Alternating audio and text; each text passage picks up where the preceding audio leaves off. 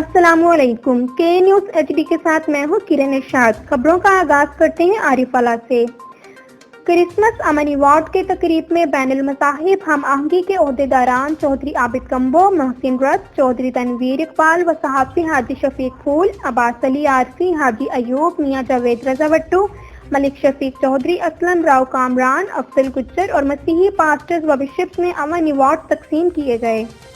ہماری نمائندے کی رپورٹ کے مطابق تقریب میں assistant commissioner D S P Chaudhry Inam ul Haq, S H O city Riaz Bhatti, secretary bar association Chaudhry عثمان علی، جماعت اہل سنت کے ضلعی صدر سید اعجاز حسین شاہ بخاری، نثار مسیح، بابر مارشل، پاسٹر پرویز فرزند، باور بھٹی مسیح، مولانا محبوب، ملک بشیر احمد، رانا محمد طاہر سمیت مسیحی برادری نے شرکت کی۔